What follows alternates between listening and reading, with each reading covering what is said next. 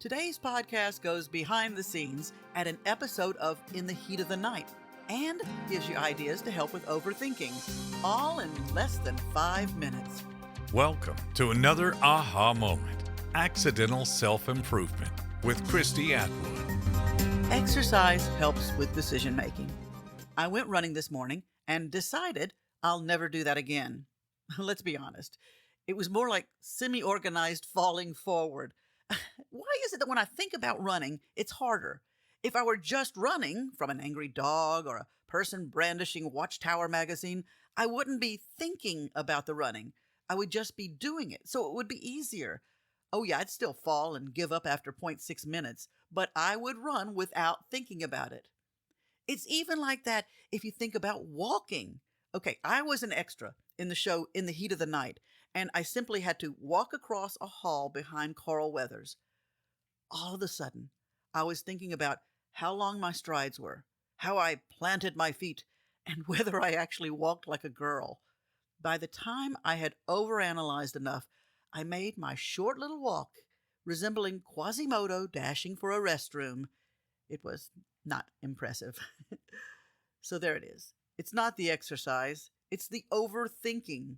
You know, at any moment, there are like 27 conversations going on in my head, and not a single one of them has anything to do with the action that I'm actually trying to accomplish.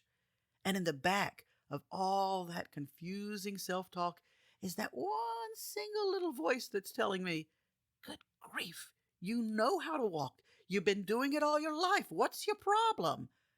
I never hear that voice, mainly because the one that's telling me to walk like Quasimodo has sucker punched it into unconsciousness.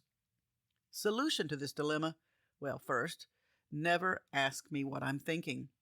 Second, never watch the episode of In the Heat of the Night with George C. Scott unless you want to see a hunchback sprint. And third, try one of these interesting ways to help you stop overanalyzing. Number 1, set a decision timer.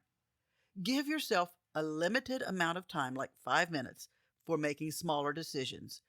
Setting a timer adds a sense of urgency, and it turns decision-making into sort of a game. It helps you trust your gut without overthinking.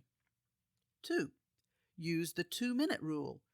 When you find yourself spiraling into analysis, take a 2-minute break to do something playful, like doodling, dancing, or singing, hopefully with nobody watching. Shifting gears briefly gives your mind a mental reset, makes it easier to let go of the need to overanalyze. 3, flip a coin. Hey, for decisions that aren't too serious, flipping a coin can add a fun twist and take the pressure off. It can help you realize that either choice is probably okay, which can ease the mental tug-of-war that leads to overanalyzing. 4, try the one-sentence summary game. Challenge yourself to summarize your thoughts or your decisions into just one sentence. This turns the process into an easy exercise, forcing you to simplify and focus on the main idea instead of diving into too many details. 5, picture the silliest possible outcome.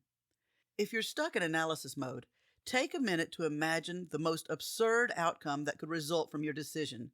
It adds a sense of humor to the situation and reminds you not to take every possible outcome so seriously.